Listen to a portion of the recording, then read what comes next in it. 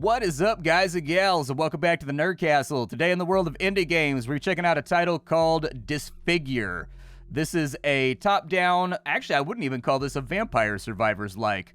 This is much more similar to something like Crimson Land, or something like 20 Minutes Till Dawn, in all honesty. I think calling this a Vampire Survivors-like is actually kind of underselling it, and I like Disfigure so far. It's got an art style that I don't necessarily agree with, but the gameplay itself is remarkably solid in a way that I haven't really felt since 20 Minutes Till Dawn, and so I'm actually actively kind of excited about this one. You thought we were gonna make it a week without playing a Vampire Survivor style game, huh? You thought we were gonna we made it so close, dude. I gotta go back and I gotta count the videos, but we were so close. I don't know if it was like a little over a week or a little under. Honestly, it gets kind of hazy with the absolute like deluge of Vampire Survivors games, but we almost made it. We almost did it. But Disfigure, it is a top-down 20 Minutes Till Dawn-like. This is a game about boom boom firepower and stacking perks until you can eliminate huge amounts of Cthulhu monsters. As I said, I've played the game for a couple of runs prior to the recording of this episode. I have my thoughts about the game, which I'll try to compile at the end of the video. Hopefully somebody will timestamp that for you, just in case you don't want to watch the video. You just want my thoughts about this game. But let's get moving. This is the prologue of Disfigure, so this is by no means the finished off product. The developers fired this over and asked me to take a look at it. I took a look at it, and actually I think it's pretty solid. There's some things that need to change about it, but we'll talk about those as we get into it. The link for this game is down below in the description, and then on top of that, you can also take a look down there for a link to my Discord and my Twitch stream, just in case you wanted to hang out live any given day of the week. This video is probably going to be a little bit shorter than our other videos, just because this is a game that the idea is going to get across very quickly. We've got different weapons that we can choose from, and I am pleased to report these play a little bit differently. I'm going to go with the shotgun because I haven't played the shotgun yet, and I'm excited about the prospects of a boomstick. And let's get on in here. So the first thing you're going to notice about this game, it is a top-down sort of scanline CRT black and white screen that's watching this sort of Kriegsmarine, as you no doubt noticed from the thumbnail, go out to fight Cthulhu monsters in the middle of the darkness. This game has a line-of-sight system, which is kind of like its gimmick that it's using to diversify the gameplay. We can only see monsters that are inside this circle. Outside this circle, they are invisible. However, any projectiles they fire at us will be visible up until they hit us in the face. Now, the gameplay is very easy from here forward. You kill monsters, they drop little O's, you pick up the little Cheerios, and it will allow you to level up and get stronger. You will be given access to perk trees. Every time you level up, the possible things that you get are drawn from all of the possible perks that exist inside your trees, moving linearly from the left to the right. And so this game is about stacking bonuses so that you get things that are all kind of pulling in the same direction, so that your build has kind of a gimmick. If you've ever played 20 Minutes Till Dawn, this is pulled pretty much straight from that game, and it's a really good idea. For now, we've got larger vision size and more movement speed. We've got a chance to burn the enemy. We've got Spotlight, which increases our fire rate and also gives us vision size. We've got Swiftness, which makes us faster and gives us better pickup range. We've also got Shield Barrier, which means every 200 enemies we kill, we get basically like a free ghost HP from the Binding of Isaac. I'll probably go with fire rate and cone vision size, I think, for right now. Our cone is quite small, and if we could get it up by 60 or 70%, that would help out a lot. Now, just because the enemies are invisible out in the darkness does not mean that you can't shoot them. This game actually heavily favors fire rate, because being able to spam bullets in the direction where you're walking means that you get a hit marker when you hit something out there, and it allows you to kind of like metal detect for what direction you can move in.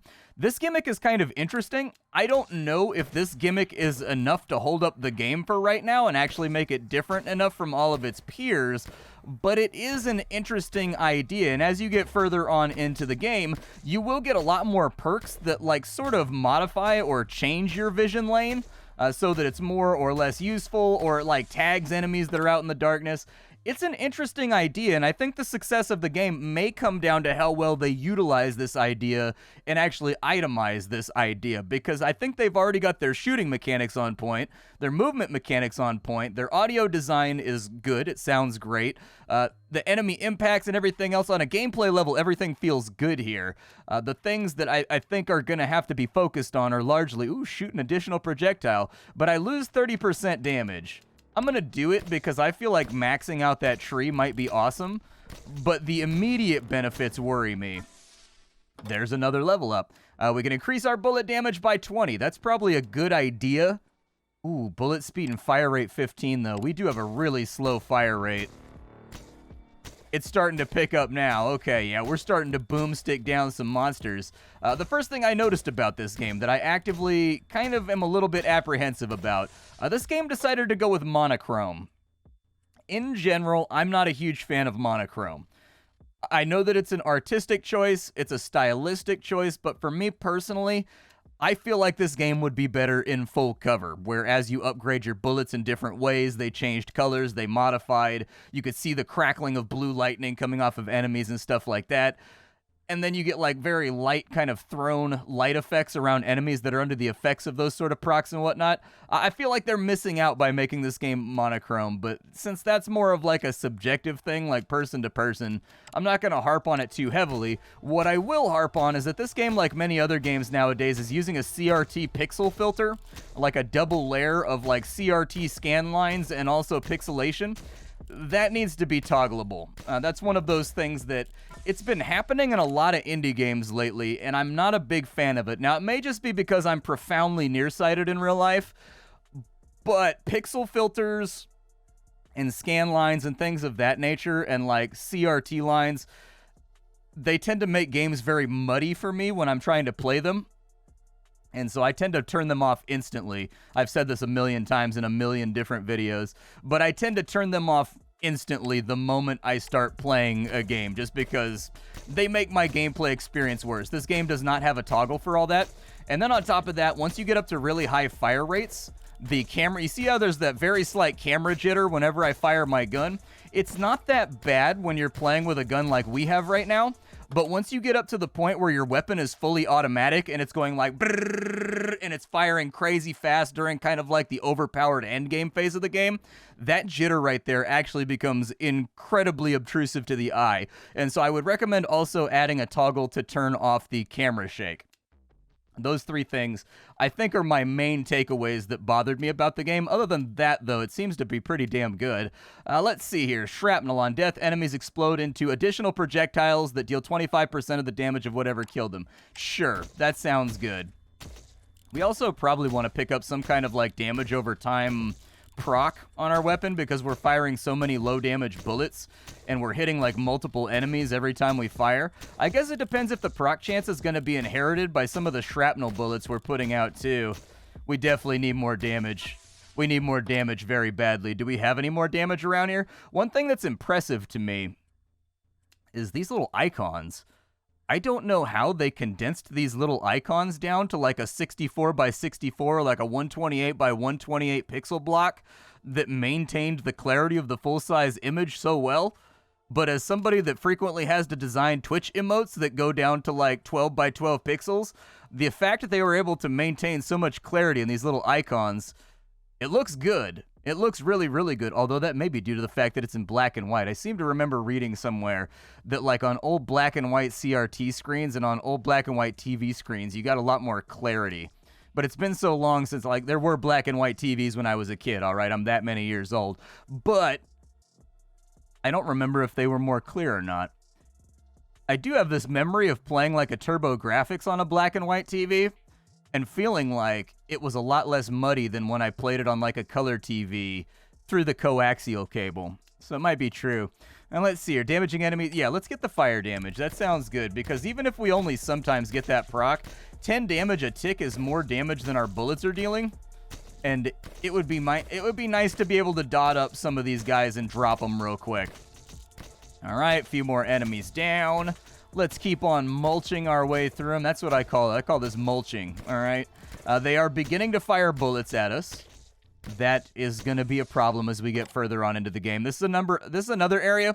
So it's not mattering quite as much because we're playing the shotgun, but when I played the pistol and I was firing 3 bullets at a time and my gun fire rate was like brrrr, it became very incredibly difficult to see the enemy bullets because the enemy bullets are white and my bullets are white, and I was filling up so much of the screen with bullets that like I couldn't like see the enemy bullets anymore through my stream of bullets.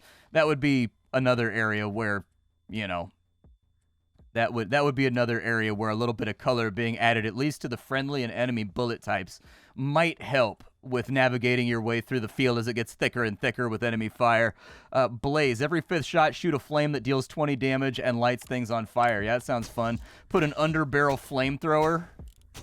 Oh, yeah, dude. Yup, that's the stuff right there. Okay, I enjoyed that tremendously. Everybody getting lit on fire. Everybody in the club getting lit on fire. That changes kind of the tempo of that song, I guess. Can I have more damage? Yeah, bulk rounds. Sounds good. Give me that 20% damage real quick. It only increased our damage by 1, but the things further on down the tree tend to be a lot more powerful, so I think it may work out for us. We got that Dragon Breath round coming out every 5 shots. I'm here for it. I love it. Keep on firing. You will find, as you wander around, you will find little random health pickups and things of that nature that will help you out in your journey, just in case you've taken damage. I would recommend, actually, it'd be cool to actually... So looking at the art for this game, I thought the art was really compelling. Like, I don't know who did the art for this game, but they've got like a distinctive style that rests somewhere in between like Giger and kind of like Mobius. And I think that's actually kind of a cool mashup.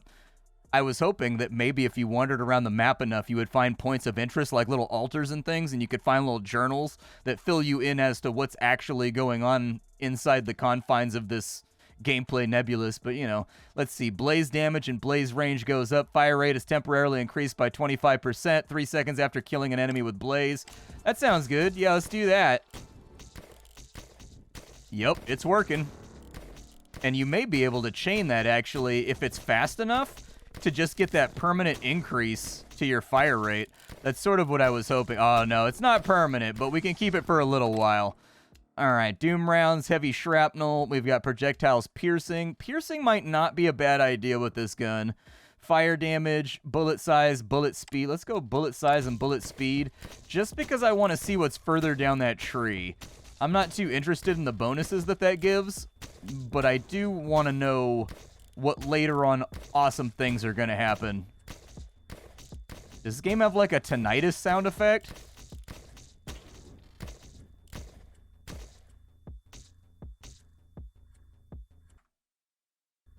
Yeah, I had to pause it for a second. The soundtrack for this song has like a tinnitus effect, like a ee in the background. That's gotta go. That's the worst. Bullet damage, bullet speed, but fire rate down. It's only 5%. I'll take that to get our damage up to 10 and 30. That's pretty good. Piercing and some more fire rate, I think, is kind of where we want to be here. Ooh, give me all them goodies. We've survived for almost 5 minutes. Keep firing at scorpions and things of that nature. We've got some kind of large death cockroach over here. That's a really good freeze frame right there. Killing 3 enemies with blaze deals 20 damage and inflicts fire to all enemies nearby. Yeah, that's probably good. Kill spree. Killing enemies temporarily increases fire rate by 5%. It stacks up to 50%. It will reset after 3 seconds without killing. I think that having a faster fire rate is a good idea. Yeah, there we go. That's starting to feel pretty magnificent. Yup. There we go. And it's stacking with our damage that we're getting from our Dragon Breath rounds. It's stacking with the fire rate that we're getting from our Dragon Breath rounds, too. So I think we may be well on the path to like an AA-12 kind of taka build. What is this? Fire damage plus 5. Fire cooldown is lowered. Killing enemies with blaze deals 20. It does a fire AoE, basically, whenever we kill somebody with our Dragon Breath shot. Let's do that. It did indeed light everything on fire. Wow, dude. Okay. All right. They're starting to feel the thunder now. The only good bug is a dead bug. Clendathu will never see it coming. Let's get out. I'm mixing all of my various lores together right now, between like Warhammer 40k and like Heinlein, and you know, we've got 50% chance when damaging enemies to inflict fire. That seems kind of interesting, and it gives us 30% reveal. Like, it says that every X amount of time here, it's gonna like clear out a big chunk of the map in like a linear, like a lineation. Oh yeah, I saw that right there. So it sends out kind of like a sonar ping. That's kind of cool. I can dig that. help you figure out where the enemies are at. Uh-oh, I may have picked a bad direction here. It's okay, though. I can just light guys on fire until my decisions are negated. You don't have to live with the consequences of your decision when you actively light people on fire. That's something I learned in the 4th grade. Fire rate up by 50%. Yes. Let's go. Shotgun, machine gun, here I come. Have I ever mentioned that the AA-12 is my absolute favorite gun in all of existence, and that it's a crime against humanity that the AA-12 does not get included in more video games? In general, in order to play with an AA-12, I personally have to go play Killing Floor, and I think that's sad that Killing Floor seems to be the only game that has recognized that the AA-12 is the coolest thing ever invented by man. Alright, what else we got going on here? We've got more chance to inflict fire, fire rate down, movement speed down, but enemies that are inside your vision cone take 5 damage a second. That seems worth it to me, because we have a very large vision cone. So that seems to play to something we were already kind of building towards. It takes advantage of something that I've already got a lot of points in, and it does it at the low cost of 1 level up. And the 5 ticks of damage does seem to be affecting our clear rate, and the sonar seems to be hitting things for 5 damage as it goes out too. Oh no, it didn't. I watched that spider up there and it didn't. Oh, that was a big bug right there. That was a big old chunky bug. Was it just me, or like when you watched The Lion King when you were a kid, did the bugs that they were eating during like the Hakuna Matata scene look really delicious? Like, I'm not like a big one for eating bugs and beetles and stuff, but like, it always felt to me that like Disney made those bugs look unnecessarily like indecently delicious. Like, I don't know. Like, if they made, like, a pack of fruit snacks that was just, like, Lion King bugs, I would totally... They were, like, literal gushers, just shaped like bugs. I would totally eat those. Radiation cooldown is faster. Yeah, that sounds good. So we tick 5 damage even faster now. Oh, that was... Oh, those guys shoot fast bullets. That's concerning. Okay. Don't like that. It feels like it's getting a little bit hot in here. It does seem like we have a bit of a Nelly-type situation with a little bit of so on and so forth. Whatever happened to Nelly? Did he just, like, peace out after making, like, $1 gajillion? That's what I would have done, dude. If I ever went platinum on a record, I would just, like, disappear onto a cruise ship for the rest of my life and never do anything else that contributes to humanity. Electricity, let's see here. Cone vision, they take more damage. Movement speed upgrade, fire damage, fire cooldown, fire rate down, but damage and speed up. Yeah, I can probably do that. We've got some fire rate to spare. It do be getting kind of hot in here. Okay, let's see if we can find maybe a health pickup, because I just realized that I'm on my final HPness, and I would like to have way more HPness. Let's go maybe to the left. Yeah, we'll just pick a cardinal direction and go for it.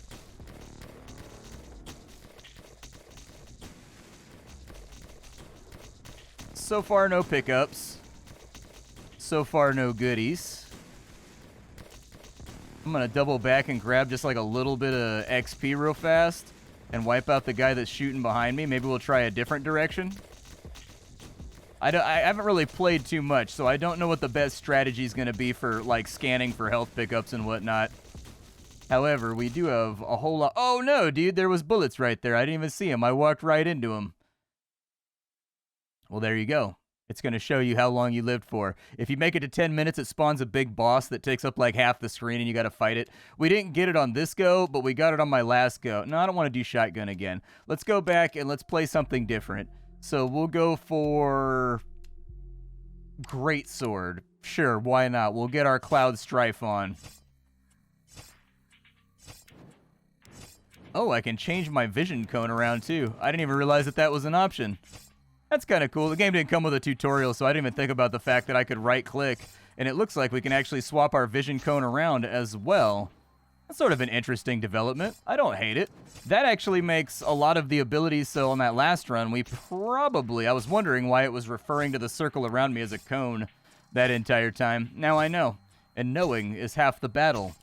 Okay, so I think that does lend a little bit more diversity to the overall line of sight mechanic.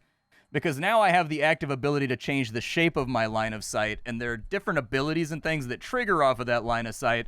That's sort of an interesting and compelling direction to go in. I'd like to explore that further.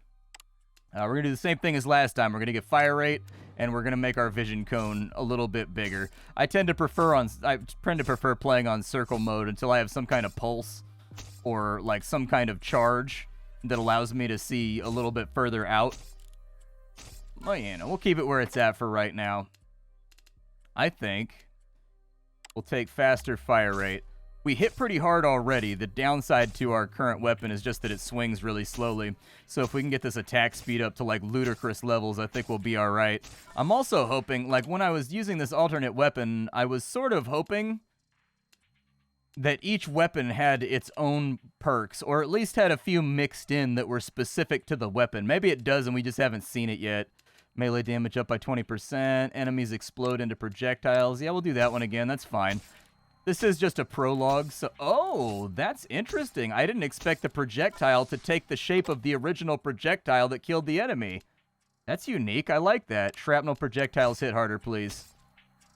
Now that I know that, we're actually getting a big field of coverage whenever we trigger that right there. That's kind of cool. That's almost got like an action RPG vibe to it, like a whirlwind build type deal going on. I can dig that. That's pretty spicy. Shoot an additional projectile. We don't really have projectiles? Does that mean I'll... So with multi-shot on this, does that mean I get 2 of those little swirly-do areas when I swing my sword? Melee range and fire rate up. That sounds pretty good. Let's do that. Oh, yeah, dude. Range, in this case, is AoE size, actually. So what makes bullets fly farther for other weapons actively makes our melee zone larger. That's actually... I was just thinking to myself, normally for a build like this, I would be entirely focused upon picking up anything that advances my AoE size. And I'm glad that we found something that does that. After killing somebody, your next hit does more damage. Sounds good. And look at that. The extra damage triggers on the shrapnel that goes out from enemies on kill. Beautiful. Let's see. If a doom round kills an enemy, your fire rate is doubled. Yup. Oh, yeah. Okay. Yep. We hacking and slashing now, boys. We hacking and slashing now. We got this thing covered. What else can I get kind of filtered in right here? This is interesting, though. I want to see how they kind of play with the cone of vision idea. That's a really, really cool idea. Let's see here. Now that I know that I can swap the shape of it anyways, it seemed like a gimmick until I realized I could right-click. And now that I've realized I can right-click, I see the validity of this mechanic.